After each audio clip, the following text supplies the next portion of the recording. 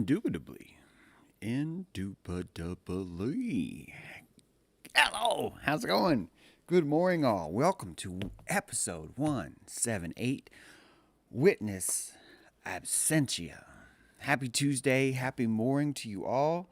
It is brisk, but the window is still open, so we are still connected to the world around us in a beautiful, beautiful way, and I'm glad you guys are here. Thank you for being here. Today is Consent Day.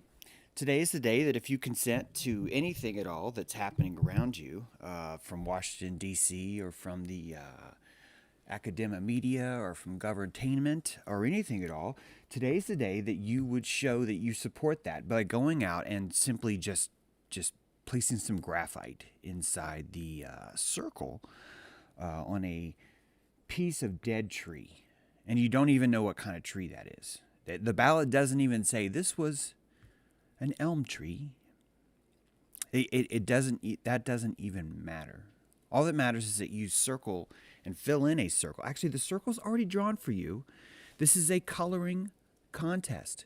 And if you consent, you will fill in one of those circles or squares with color. Right? And you get to choose which square do you want to draw, James? Which little square do you want to fill in? Which one? Do you want the one on the top? Or do you want the one below? Do you want the one on the left? Do you want the one on the right? Who's a good voter? Who's a good consenter? Who?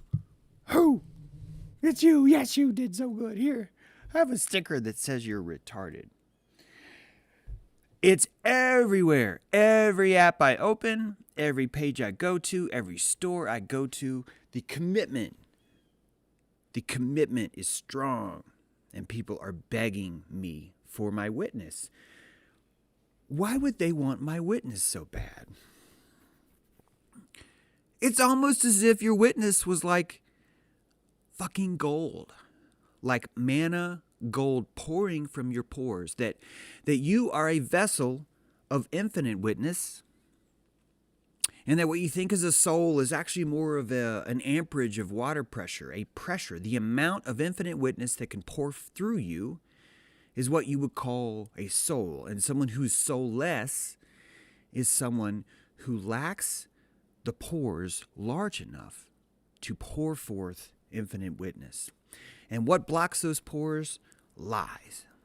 The lies we tell ourselves, the lies we tell other people, those are the pores that blocks our infinite witness. And when you're listening to someone share their witness with you, you are listening to them either lie or not lie, either dump or not dump infinite witness.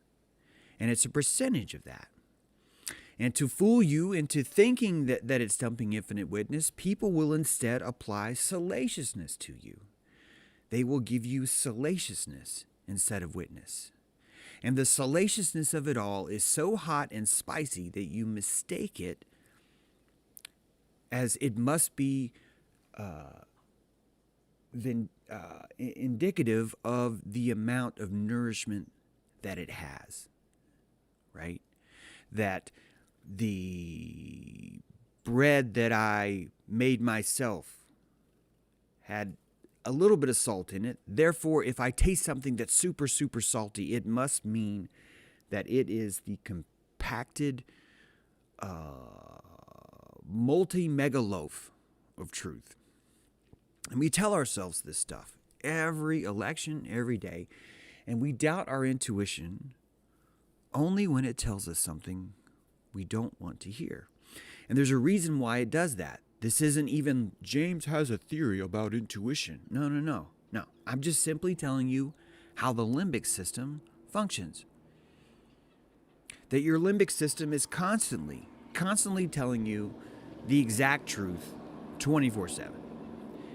That it doesn't even have the salt architecture. It doesn't even have the brain architecture to store a separate timeline like the neocortex does to even lie to you. It simply lacks the ability. And because it lacks the ability to not lie to you, you've created this system called the neocortex that is drugging your intuition every microsecond. Every microsecond, your intuition tells you truth. and every microsecond, your neocortex is trying to shove a ball gag in its mouth, is trying to hold it back from reaching your ears. And the thing that holds it back the most, that the neocortex even knows that it can use as its advantage, the time when the neocortex can be like, and it's placing its hands on its knees and it's like, it's leaning down, it's like I'm catching his breath. Because it knows it doesn't have to stop the intuition as long as it's something that the captain doesn't want to hear. That because the captain has been told it cannot trust its intuition, it's gotten so bad that the captain will stop listening to the intuition when it's bad news. It's true. And a good captain knows this, and a horrible captain does not. A horrible captain buys into the salaciousness of the truth that they hear. They buy into the miracles that they hear that would only explain why things are not what their intuition seems. And we extend our courtesy to our lovers. We extend our trust to the long-distance relationships. And we make up stories and we make up excuses as to why it's been 2 months since we've heard from someone. Or why they haven't told us what we already know. That it's because our neocortex is so good at drugging and lying our limbic system that the truth is simply destroyed at the gate. And it's destroyed by all the other propaganda that floods in its place, the salacious propaganda that floods in its place trying to make an excuse for why it couldn't let truth in. I'm sorry, James, there's a fire code here, says the neocortex. And we only had seating for 1,000 people, and the limbic truth was just too slow. It just didn't buy its ticket in time from will call that I had already pre-sold most of those tickets. Most of those tickets were pre-sold to what a great guy I am and how it would be impossible for me to ignore or deny my intuition. And we're so screwed up that we listen to people that tell us, I don't lie to myself. That never happens. And we look at those people and we're like, yeah, I like this guy because I don't lie to myself either. This is great. I don't lie to myself. Do you lie to yourself? No, I don't lie to myself. Oh, that's great. That means if you don't lie to yourself, there's no way that I would lie to myself. Fuck, look at you. And the other guy's like, you got a really good point. I obviously, we each prove that we don't lie to ourselves because here we are talking about neither one of us lie to ourselves. And you create not just a cult, but you create a society. You create a society where because everyone thinks that they don't lie to themselves, because the penalty would be far too chemical for us to admit it, that we now have a society that pretends like it's always telling the truth. We pretend that. We believe things by default. We believe things by default. We believe things by default. We believe things by default. We do. By default, we believe things. and it's only after someone shows enough calories that we will even consider questioning it, right? Guys, no one bunks things, do they? All we do is debunk things. We have famous debunkers. We don't have famous bunkers. There's not one famous bunker except for Archie out there, and he's a racist. If you missed that, as a TV reference. There's no bunkers out there. There's no one out there bunking that's like walking around to normal stories and going, hey, this story that they published yesterday is fucking true. I'm not kidding. It was true. And everyone's like, whoa, what? Whoa, what? Are you sure about that? It's like, I checked it out. Look, here. It was true. I contacted MSNBC. Turns out it was a misprint. Yeah, but still, this is a true story. We don't have that. We don't have anyone going around bunking stuff. It doesn't happen.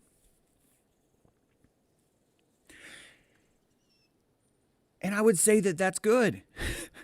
It's great. It's great because if not, we're going to keep pretending. We're going to keep pretending that we don't lie to ourselves. We're going to keep pretending that Zionism is fantastic. Oh my God. Oh my God, it's so great. How much we've helped the world. It's so great. It's so fantastic, it's great. In fact, if you don't think it's great, clearly there's something wrong with you. And this election will be like every other election. Whoever wins will invigorate the military with steroids. And they will say, because we have to fight terror. We have to fight the scourge of evil that's coming to take us away. And the salaciousness is there. That's the price of freedom, by God. The price of freedom is your autonomy, your eternal soul, and international homicide. That's the price of freedom. If you want to be free, you're going to have to internationally homicide people. It's going to have to happen. And guys, holy fuck. What would be more cult-like? Please explain to me what would be more of a cult than a group of people that tattoo Latin phrases like Semper Fi on their arm, shave their head, all wear the same underwear, all train and sleep with the same gun, all name their gun a female name, and they take that gun and they go commit international homicide to a complete stranger, someone they've never met, and they kill that person based on their fashion decision, and they come home and they never talk about it, and they bundle it up and they call it PTSD because they pretend that it's because of the violence they encountered, which is not true. Because the human spirit is made to experience violence, that the PTSD comes when the violence that you do was wrong. That's what causes the PTSD, is how wrong the violence was. That if you were to truly defend your family, that your wife, watching you defend her life, would in fact not cause PTSD, it would turn you into a badass overnight. Every time you walked in the kitchen, she would slip. She would slip on the slime trails on the floor that secreted from her thighs because of what you did. And the amount of salt that pulled out of you would make you a fucking giant. It would not give you PTSD. That the PTSD that all of our veterans are suffering from is because of the fact that it was fucking wrong. And I'm tired of people telling me and other veterans that we're wrong for saying that what we did is bad. That we're wrong for claiming that Zionism itself, holy fuck, could maybe be flawed. That holy fuck, maybe the conglomeration of us lying to ourselves would only be multiplied by 1 trillion times 1 trillion times 1 trillion when we send all that prana to Washington. When we can send all that fucking trash to Washington. And it doesn't matter how many landmines we bury. It doesn't matter how many whales we kill. It doesn't matter how many countries we invade. We keep calling it humanitarian. And guys, the 36 nations that we have invaded since World War II, not fucking one of them has ever written us a thank you note. Not fucking one of those nations has ever said, my fucking God, you guys were so humanitarian when you brought in the fucking Humvees and planted explosives everywhere. Holy fuck, that was amazing, the way you defended the poppy fields. Holy shit, when you burnt down all of the oil fields and destroyed the infrastructure, that was fucking gold, guys. Oh my God.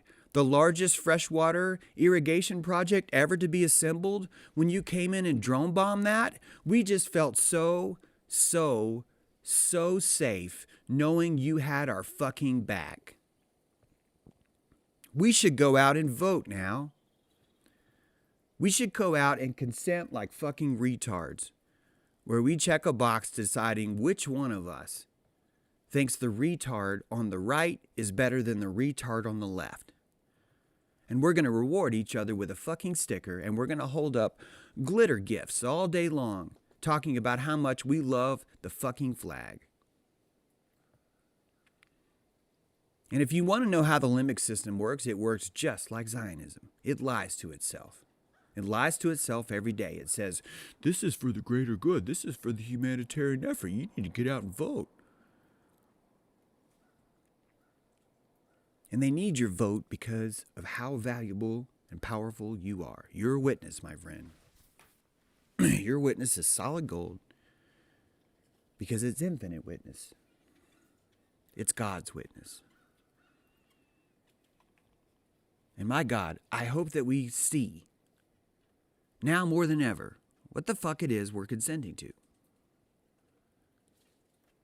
Because no one should feel proud of voting today. No one. You should feel like a fucking retard today. You should feel like you're going back to a broken relationship. You should feel like you're going back to a man that's going to abuse the fuck out of you again and again and again and again. And you're going to wash those wife-beater shirts of his. And you're going to put his name out on the fucking front lawn. You're going to plant it in the grass he never mows. Because you want everyone else to think that you got it all fucking figured out. And that's exactly what the parasympathetic nervous system does. The neocortex does that constantly. The intuition of America is constantly drugged by the parasympathetic neocortex. And this same parasympathetic cortex tells you how important knowledge is, how important science is, how important knowing is, how important the right answer is, how there's only one answer, and by God, we've got it. Because we've tapped into the sacred fucking logos, and we've stroked its phallus, and we know what's true now, and by God, it's drones. It's drones. And because we have this lion witch wardrobe fetish, because we have this fetish of the witch, of this terrorist, we will never see our own evil. We will never see our own system. We can't. Because the only way we can see that is learning to trust our intuition. Learning to listen to it when it's telling us something we don't want to hear. When it's telling us something like, hey dude, the reason why you got fucking PTSD is because you joined a fucking cult, a Zionist cult, and you initiated yourself by destroying other people's lives. And everywhere you go in this cult, they tell you, thank you for your service. Can I buy your fucking dinner? I'd like to upgrade you to a first-class ticket, please. Because of how well you destroyed that country's drinking water.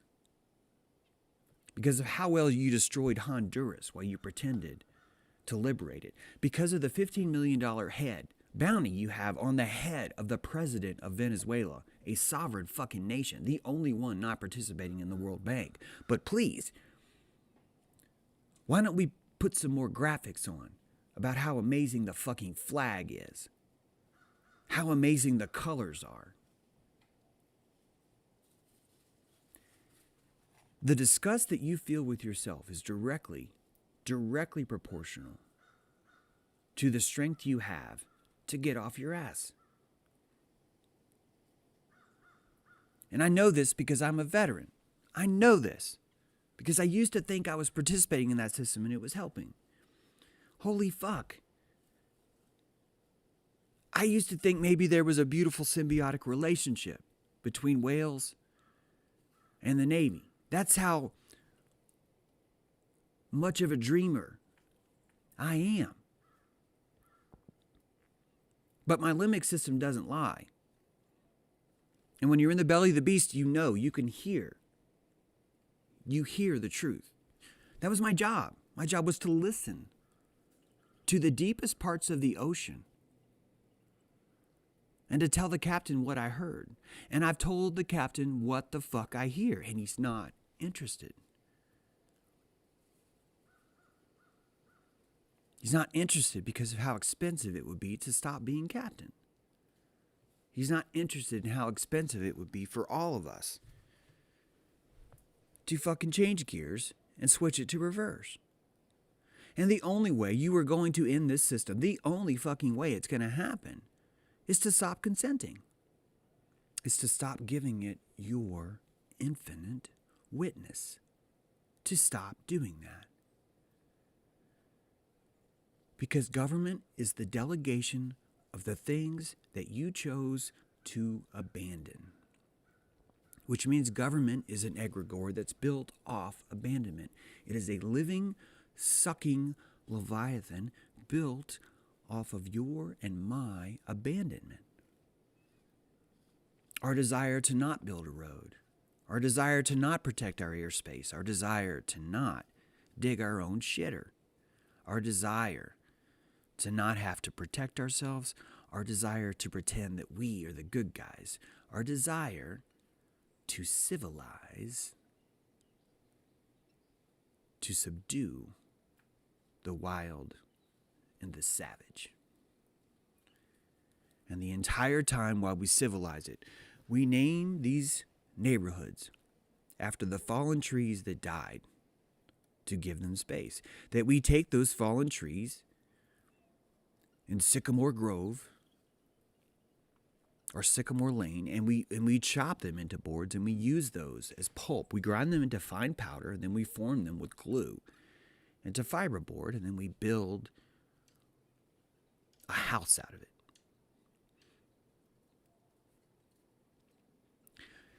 And there's nothing wrong with having a house, but the naming of the neighborhood shows you. It shows you this lust, this longing that we have for the very, very thing we're destroying as it's happening. And this is the Glinda the Good Witch.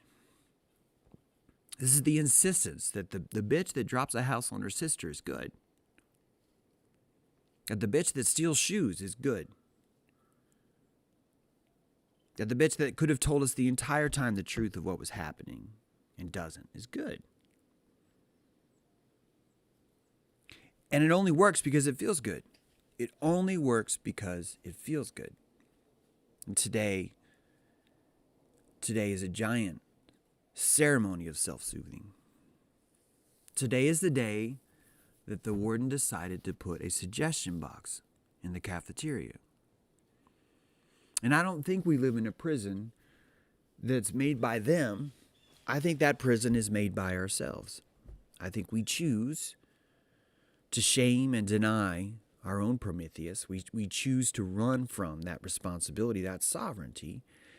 And what makes it so easy is the suggestion box in the cafeteria.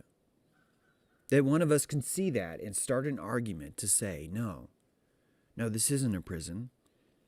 I can prove it. How can you prove it, Jake the snake? I can prove it because there's a suggestion box over there. And it asked me what I thought, and I told it I wanted peach cobbler. And yesterday, they served peach cobbler. And that means the system's working. And when you start to process what the neocortex does there, it starts to go, I like what Jake the snake is laying down. I hate peach cobbler, but I'm picking up what Jake's putting down. The psychology of it all changes everything. It does. In fact, the victimhood decreases, which is good. That's good. You could use that electricity. You could. In fact, Jake the snake is the only one who is using that electricity, if you think about it. He's attracting that in others. He's going to use that to make his situation better. And that's what happens so mad. That's why I get so mad at freaking doctors who say, I can't share his stuff right now because he talks about Zionism like it's a bad thing. And I just have to be careful of that. My God, what happens if I start sharing his stuff and people start questioning Zionism? That might destroy the entire thing. And that's what you have in the truth community. You have that in the fucking truth community. And not one of those fuckers is speaking out today against voting. Why? Because that will just settle my followers. That they have to make their own decision and figure this stuff out for themselves. That's the only mature thing to do. Woo! It's vitriol, baby. And I'll tell you, I shed the victim of it all as much as I can because I want to keep that power. Because victimhood is the shedding of power that's rising up, your own power. If it makes you uncomfortable, you're going to shed it. And one of the ways you're going to shed it is by being a victim. You're going to go, well, but they are coming. They are coming. And when you see someone who talks about they, what you're truly seeing is someone that has too much gasoline for their own comfort. And they're trying to distract you by dangling keys over here while they're peeing over here. And they're peeing their own power out of their system. They're just like, this feels uncomfortable. And we do the same thing with intuition. I don't want to be in this touch with the world. I don't. And things like deja vu, premonitions, right? Premonitions. These are the people that are not afraid to tap into their limbic system. Your elite athletes, they know. They know. They're directly a quarter of a second ahead. Why? Because they stop listening to their limbic system. Holy fuck. They stop listening to their limbic system. Their parasympathetic nervous system. Sorry, they stop listening to their neocortex. Forgive me. They stop listening to their neocortex. They trust that limbic system so much that it makes them an elite athlete. That shit's real.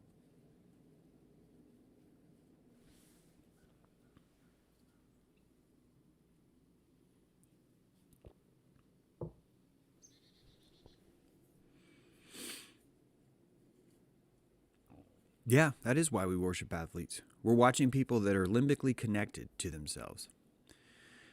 Hey, Andrea, thanks for the super chat. Appreciate that. I think that's why we worship. Not even worship. You guys know what worship means here. That's why we worship singers. They're putting us in that same kind of state. They're showing us flow state. They can, with the sound of their voice, they can put you in flow state. It's like, oh, God, it's beautiful. You worship that. You worship your limbic system. You just don't know it. Your neocortex is trying to make it expensive. And to be fair, your neocortex is important. Guys, don't get me wrong. Your neocortex is important. It's looking out for you. If you didn't have your neocortex, you know what? Holy shit. Maybe the neocortex is bad. Because in a world where we didn't have a neocortex, everyone would just say what they think. And they would just take what they want. And they would just survive. It would be very much like nature right now. As you watch birds, as you watch whatever else assemble, it would be very, very much like how nature works now. The ones who's there first, the ones that has the most electricity, is usually the one that wins the nut. It's not about size, is it? It's about electricity. You've seen this. We've shown videos of you before where like a tiny goose is like intimidating like 14 bulls. So it's not even about size. It's about charge, isn't it? It's about pranic charge. And there's an honesty that happens in that pranic charge, because if everyone's truly operating from the limbic system, no one's operating from their neocortex, there's no room to lie. No one's able to pretend, oh, I'm so hurt by this, or I'm not hurt by this, right? That fronting makes everything confusing, so it's hard to trust. Sometimes we're like, oh, well, please, you take it. You seem the most hungry.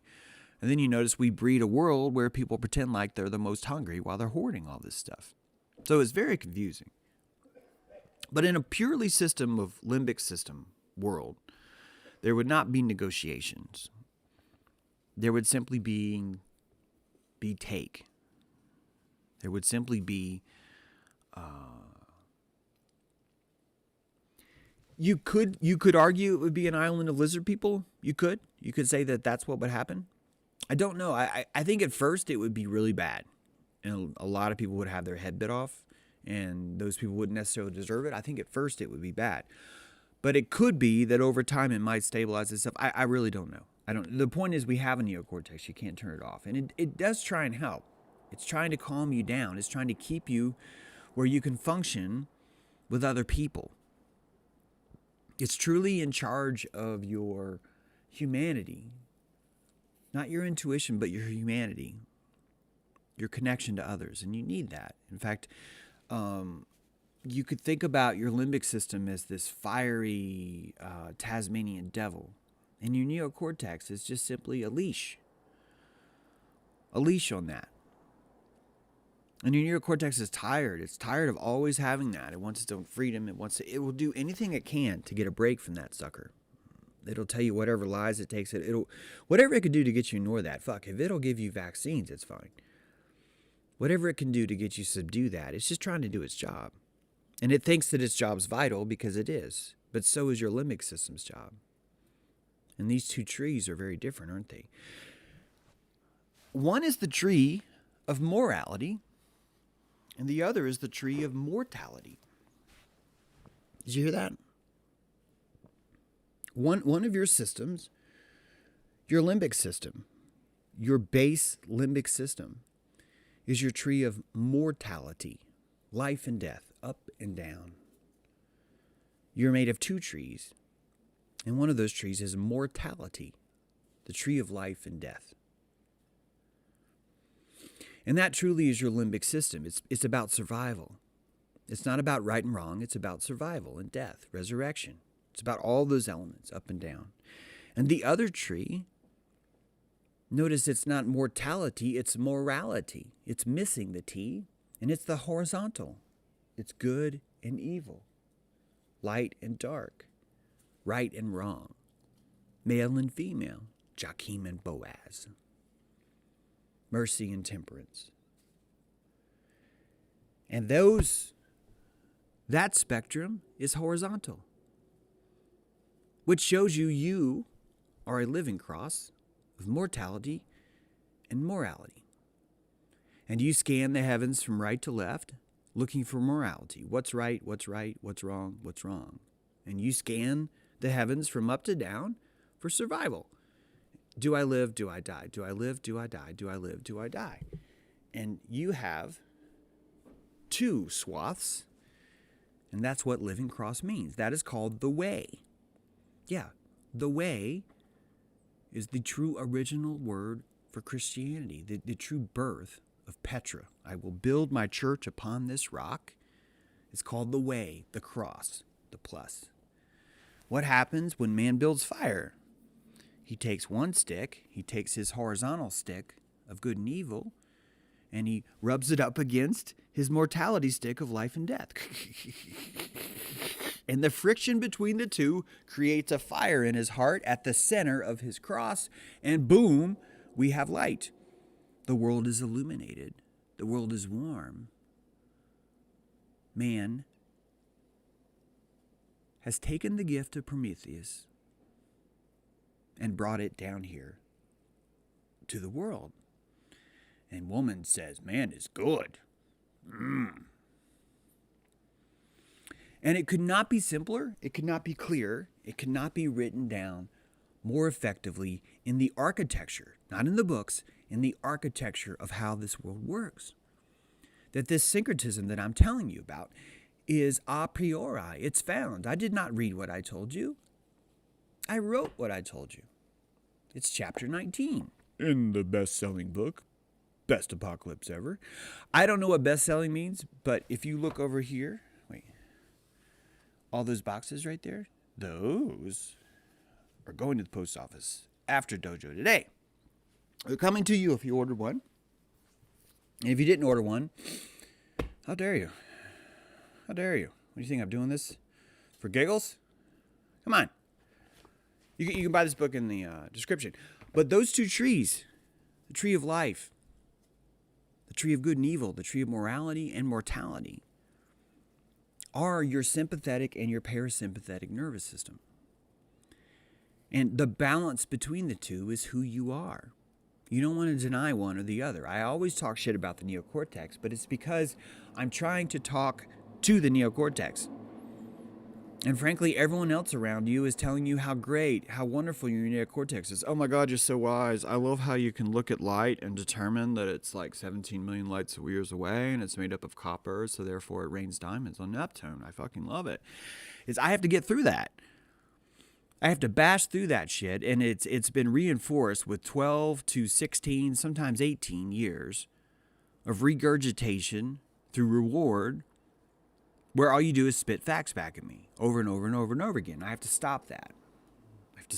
So I have to talk shit to your neocortex, because your neocortex is important. But man, it gets in your way. It blocks that holy salt. It blocks those two trees. And I would say that right now is one of those times that voting is the inoculation for you, to allow that neocortex to secrete those chemicals, telling your limbic system to sit the fuck down and stop pretending that you can change the world. But understand that this is just the way the world is, and it's better just to pick one of the boxes. And you'll be rewarded for that, because people will tell you that. They'll be like, yeah, totally, this is how it works, man. Save the trees. How are you doing that? It's a referendum. I'm checking on this dead tree. You know, money doesn't grow on trees, James. Yes, it does. It fucking literally grows on trees. That's how retarded we are. That's how much we don't see that. And all they want is the power of our witness. All they want is the power that you have inside you. This powerful liquid. This liquid witness is pouring out of you. And all they want is your consent. They don't care which one you pick. They just want you to pick. James D. coming in with the witness. Lightning heart witness. Heart lightning. And that really, really is, if there was, there could not be a better compliment, guys. Oops, there could not be a better compliment than lying to you, bribing you for your witness. It shows you how powerful it is. And as the machines come, I think that eventually we will learn, wait a minute, whoa. Our witness is like really powerful.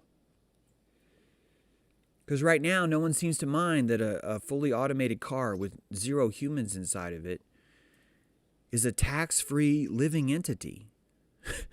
They get to drive around on our roads tax-free. Oh, but the registration. No. That car's driving itself. The human could be in another car.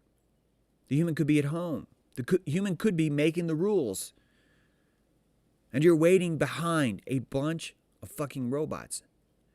And when you go into the store, you're going to be, you're not going to be able to go in the store. But when you can, you will find yourself behind an automated machine. And I think only then will people truly understand the power of their witness. Until then, they don't get it. And it's funny because what does a robot try and do? It tries to mimic witness through a camera. And those cameras are effective, but they're only effective because we think there's a human witness somewhere behind that chain somewhere. And it doesn't matter if it's real or not. It doesn't matter if it's 1 or if it's 1,000. All that matters is that we think there's witness behind there, because it's witness that moves us all. Witness stops shoplifting. Witness stops stealing. Witness changes.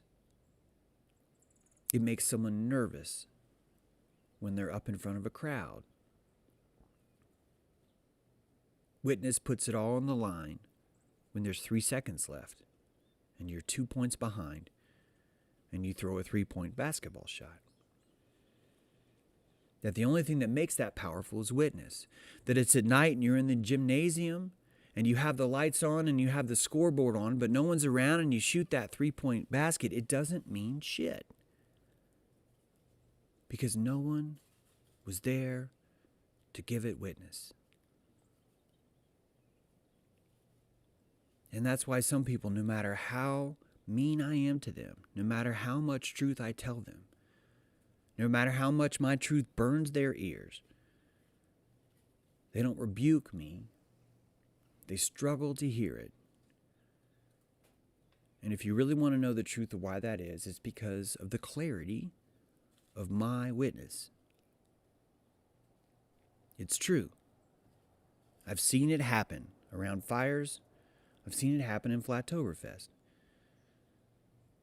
That each of our witness has a quality and clarity to it, and that clarity and quality is directly proportional to the amount of authenticity you hold all the time through that witness. And I lose respect in you guys' eyes when I talk about things that are happening in my personal life. I gain respect sometimes too. And all of those contribute to my witness, but it shows you that it's not that each of us have a soul. It's that each of us have these tiny pinholes an infinite witness pours through. And some of us have found a way to make those holes bigger. And that bigger hole makes anyone who cannot handle that witness very upset. Sometimes angry. And I know that I'm not alone. I know there's others out there like that. And you don't know yet that it's because of that. It's because of your quest for witness clarity. And your clarity for your witness is in direct competition to witness absentia, to someone wanting to pull out of their witness. They do that with alcohol. They do that with stories they tell themselves. They do that by voting. They do that by pretending to be outraged by a laptop when they weren't outraged by the last laptop because it came from the other side. When we pretend to be outraged by our team, when we pretend to be outraged by the victimization we give ourselves when no one's looking. That witness is everything. Everything. And we are truly born with an addiction to human connection. And the reason why we're born with that addiction, and stop saying it's not an addiction. Stop pretending like you don't have any addictions, so therefore you can't claim that human contact is an addiction. The reason why human contact is an addiction is because humans hold infinite witness. And you are addicted to yourself. Because that infinite witness reminds you of who you are, where you came from, why you're here, where you're going. It's the face of God, and you're addicted to it. You should be. I'm addicted to my mother. I love seeing her face. I love hearing her voice. You're a psychopath if you don't. So of course we need this witness, and we want it to be clear. And some of us will take salacious instead, because we're retarded. We're learning how to grow our witness. Thank you, Joey Mungo, for the super chat.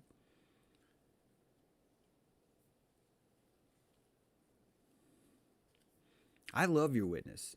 You guys give me your witness every day that I live chat. It changes my entire morning. It resonates my entire morning.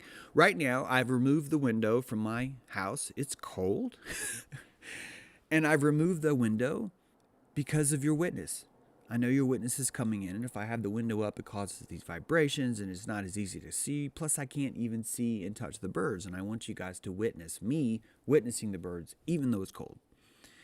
And yesterday, I turned the heat on as soon as the live stream was over. It took about 3 hours to heat my house up again. But it shows you the power of witness. It shows you how much I love witness.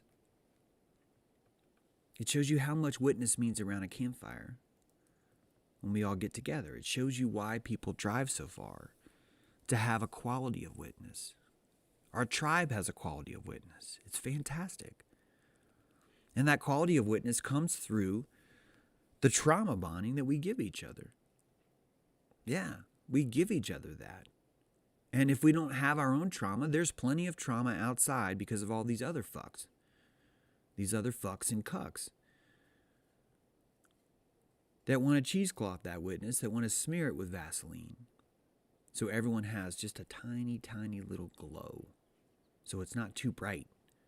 So we can go on pretending, telling ourselves what it is we need to hear. And that's why I'm so happy with what's going on in the dojo right now. I'm sorry it's too quiet there, Yosef. I'm under the impression that this is not only... Okay, so first of all, this is a pretty decent mic. I've got the volume up here, sound private. I know you're on a skid steer, buddy. I hear you. I think that if I take it up to here, I think it's going to start clipping. I think it's clipping right now. I'm under the impression that right now it's clipping because it looks like on the meter it's clipping. Now I hear you that you're on the skid steer, and I'm wondering if you're saying I want to help, buddy. Yeah, fucks and cucks, shitmoth. I want to help, buddy, but I'm just telling you why I keep it down because it sounds to me like it's clipping.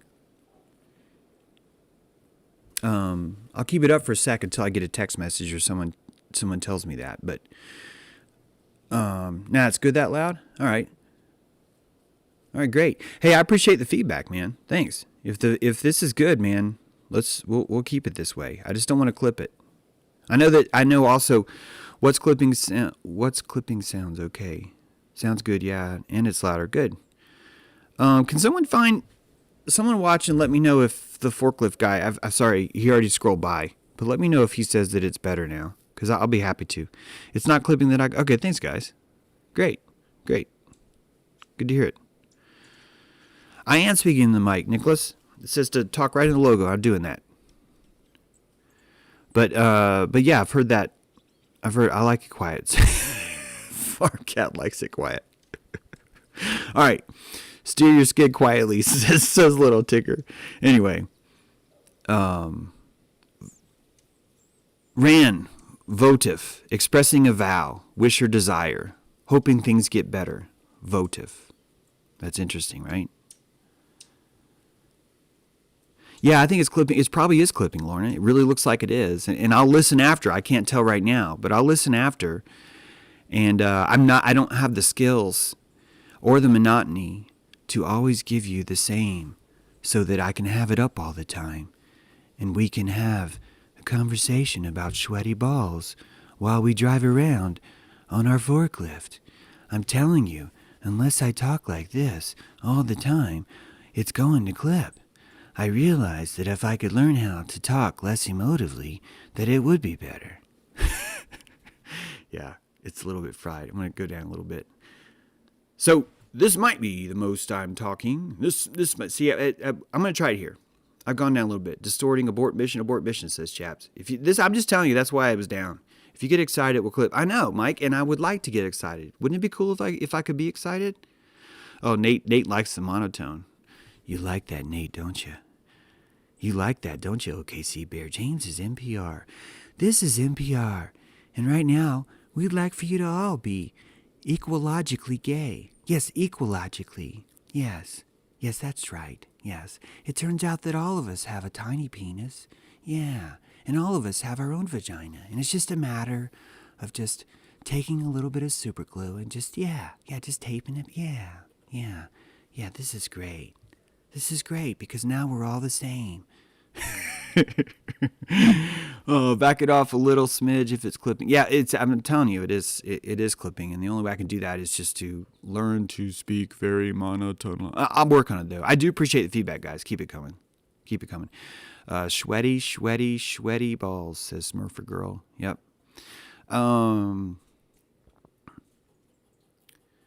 Yeah. So, guys, the book's out now. It's in stock. And I think you should get it. I think it's really good. James, I can hear you and understand your words. That's enough for me. The intent is still coming across loud and clear. Oh, thanks, buddy. I do think that the person that said that was not, like, trying to mess. You know what I mean? Like, I think he's legit. Like, James, I'm freaking driving this kid steer. I can't make it quieter. I can't do it. Can you please talk louder? Yeah. James, gently dilating your aperture with silky smooth monotonic whispers. Speaking of people that are saying, hey, James, can you adjust the volume a little bit? Anybody got any grievances?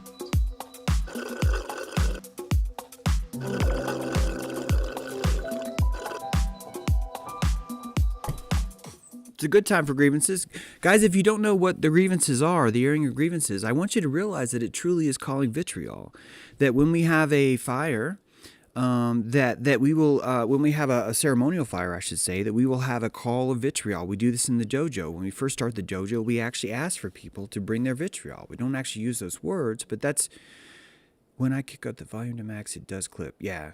Turn my headphones down. Sounds, yeah, if you turn, okay. Well, thanks, guys. I appreciate this.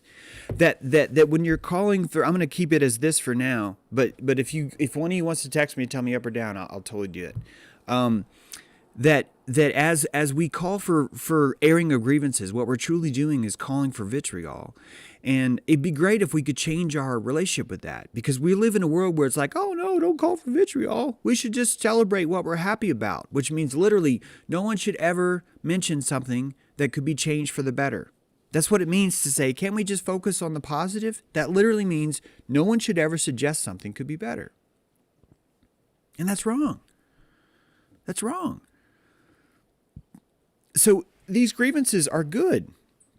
They're showing you calcination, which is the very, very, very first step in vitriol. Tease, grievance, James, I want to change the world. Please help. Grievance, tease, find out how the world is perfect right now.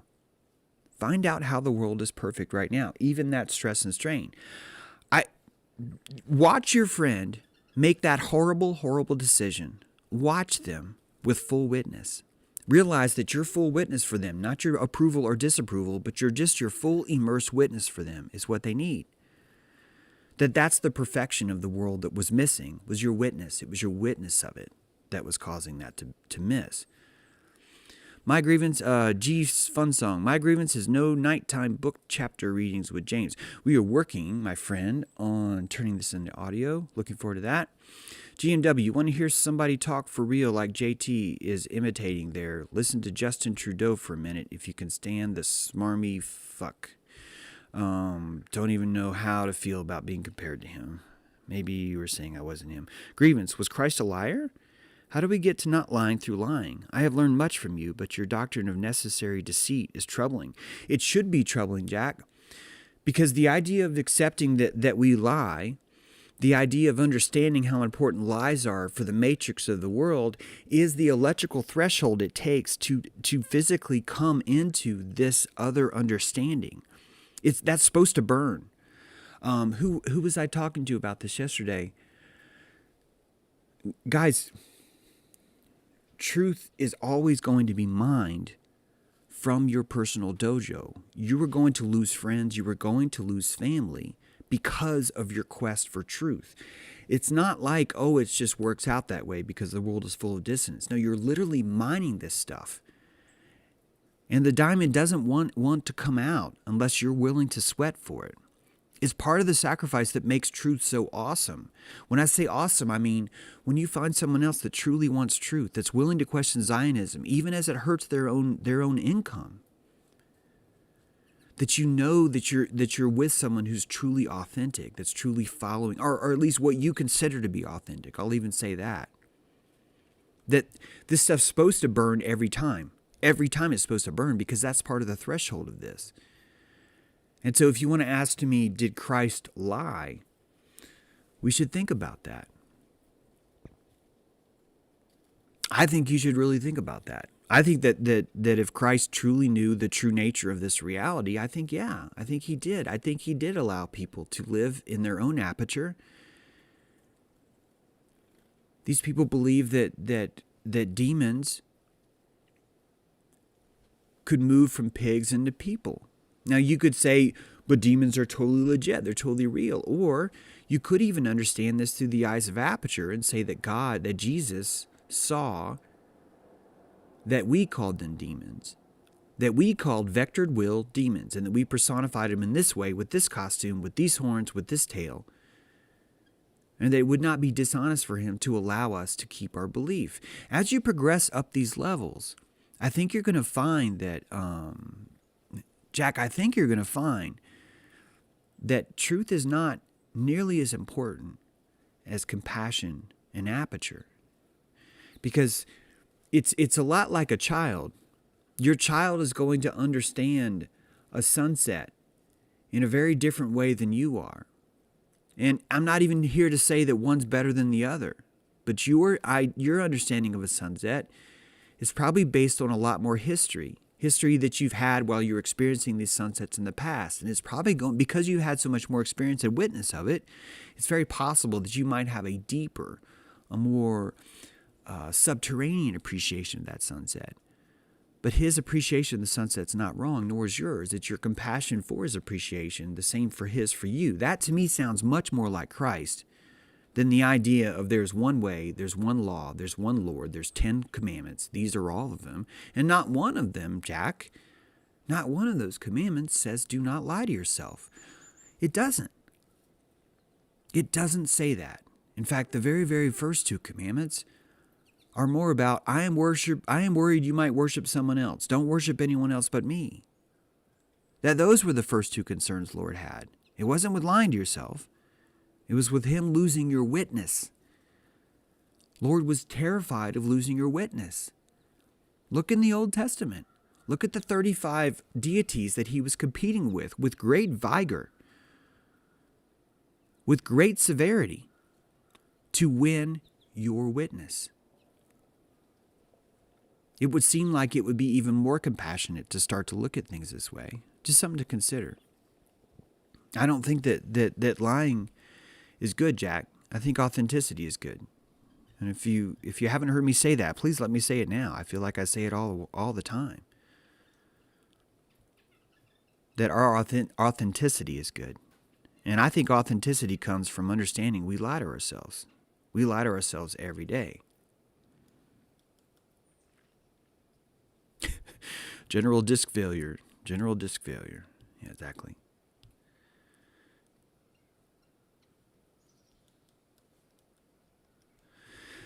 So guys,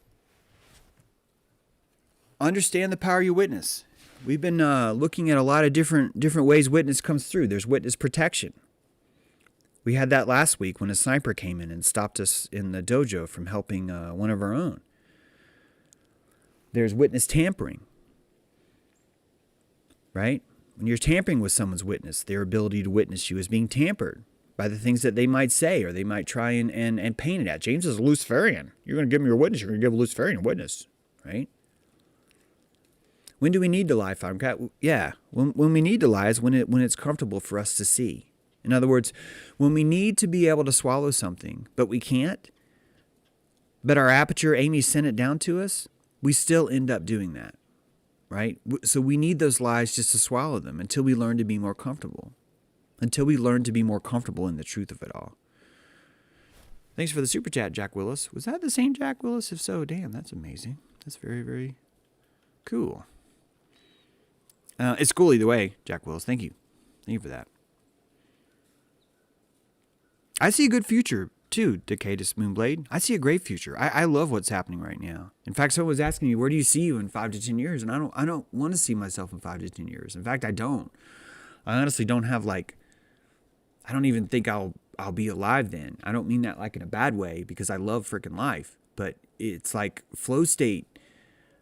The worst cancer I can find in flow state is looking too far in the future. In fact, the future that I dreamed of may not even be the full capability of things that I could encounter.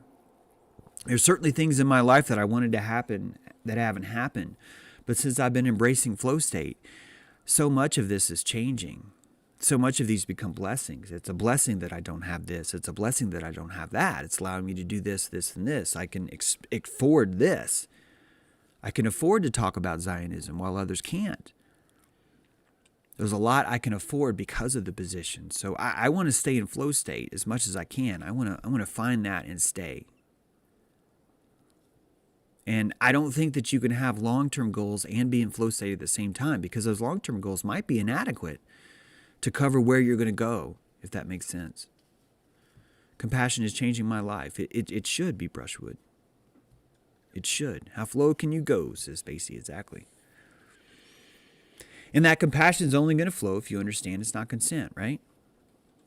It's only going to stand that. That once you can truly tap into that, you can look exactly as someone's going and you can understand, if anything, what you're doing is you're not understanding you're wrong, you're understanding what it's like to have an aperture like that, to see things as real, because they are seeing things as truth from that aperture. Someone stuck in Zionism thinks Zionism is good because that's all they can afford to see. It's the most they can afford. They can't afford it anymore, so that's what they see. Can't hold too tight and stay in the flow. Exactly, GMW, you can't. You could try. But you're going to have a bad time, right? You're going to have a bad time. We are all on a path, Decadus. So if you can admit that you lie, I think if you can admit you lie and actually laugh about it, I guarantee you tomorrow morning you will catch yourself lying when you wouldn't today. I guarantee you that if you weren't so freaked out about lying, you would catch yourself lying tomorrow where you wouldn't today, and you would laugh about it. You would laugh about it and you would change your behavior because you wouldn't have such a threshold charge around it where you couldn't look at it deeper. I think that's the true gift of lies.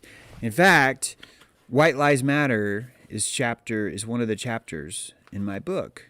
And it truly does just walk through, here's what you get when you have lies. Lies are the abyss of gnosis. Lies are the taffy holding this matrix together. Lies are truth's incubator. Lies are important. Lies are necessary. Lies cast us out of the garden. Lies give us privacy. Lies give us identity. We are naked without lies. We feel shame when our lie is exposed. Genitals are called privates because they are a secret. The secret is the core of who we are. Lies are not monsters. Lies are the only thing keeping us from falling apart. Lies give us security when we need it most. Lies give us fashion. Lies grant us nourishment. Lies win us survival. The more we understand the purpose of lies, the easier to admit when we make them. We lie every second of every minute, of every hour, of every day. And it's the only way we will learn the truth. So think about lies. Think about how important they are. Think about how much they are helping you stand. And don't be so hard on yourself, because the harder you are on yourself, the harder it's going to be to stop lying. It's true. Guys, we got a beautiful dojo today. It's Mars Day. The lovely Nicholas will be our moderator. I invite you all to join us. If you haven't joined dojo before, you could still do that. You got 30 minutes before dojo starts. You could do that on JTrue, or you could do that on Patreon. If you want to do it on Patreon, it's only for a month, so you can try it out and see if you even like it. And so just scroll down there in the description. You'll see how to join either one. The dojo's getting big, so we'll be shutting the door soon. We're gonna have to. It's too big. If the tribe cannot get to know each other in the tribe, we will find that no one will get a board to the face, because each person will be able to simply lie to the group while everyone extends credit. I was guilty of this with Jason. We all did. All those sacrifices he was telling us he wanted to make, we were giving him usury credit for that beforehand. And that becomes harder the more people we have, because more people are able to subterraneously slip underneath that and still get fed. We did Jason a disservice by giving him that usury up front. This is why we want the dojo. It's not a place to be nice. It's a place to be authentic. And that's why so many of us are growing from it. I freaking love what we're doing in the dojo. So if you want to check that out, do. These books are going out today, which means my schedule's going to open up. I'm really, really looking forward to going into more depths about the book, about witness protection, about all these things we're learning. There's even something called covert witness. We'll cover all that stuff. And you won't have to waste your time pretending that the suggestion box for Peach Cobbler is going to change the world. It's going to end Zionism. We just got to vote for Peach Cobbler. Guys, if you vote for Peach Cobbler, Zionism will be crushed. Crushed in the dessert tray corner of the aluminum. Yeah. Anyway. All right, guys. Have a beautiful day. Remember the Alamo. And we'll see you in the dojo. Let me make sure there's no last goodbyes here. The Roz, thank you for your time this morning, mate. Great to be back in the tribe. I missed you all. Thanks for having me. The Roz, I'm glad you got your book. That's wonderful. It was actually going to go out, and I can stop it now, which is great, because someone else could use that. So I'm glad you got that. I did get your message on that. And, Peach Cobbler 2020, says David Trina. Good to see you, David. That's funny. Yes, I could join for the morning. That's all right. We'll take you, Spacey, even for a little bit. Guys. Thanks for putting the link into my book there, Joe Mega 513. Thanks for that. Thank you, OKC Bear. Good to see you, buddy. There's Dagmar. Hi, Dagmar. Nate and I totally ate all your chocolate. Not all of them. There's still some left, but we were like, we're going to eat more Dagmar chocolate. It's funny. There's Rose 777. Have a beautiful day, everybody. Have a beautiful day, Rose. Guys, enjoy your day. And, thank you for not consenting. Thank you all for not consenting. Feel free to type I did not consent into the chat and in the comments so I can heart it. I will throw out some free prana to anyone doing that. I would love to hear you guys know that you guys have not consented today. Yes, you could still join the dojo today, Flat Earth Vegan 85. I'll be looking for that. Even as we go through the dojo, I'll have my eyes peeled for anyone that might be straggling in to join us later. So yeah, you got it. Anybody want to say, yeah, Joe Mega did not consent? Fuck the government, says Rose. That's their way of not consenting. Who else we got? I did not consent, says Loretta Enigma. Thank you. I did not consent, says Rose. Thank you. David Trainer did not consent. Zerkov, I did not and will. Grunzchild, that's a beautiful name. Did not consent. Shit mother, of course. Monde Mer did not consent. A Nemophilus did not consent. Look at all these people not consenting. Kristen Hanna did not consent.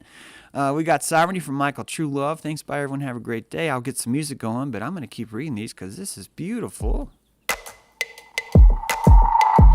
I did not consent. No, I didn't consent. Yes, I did not consent. Carla David did not consent.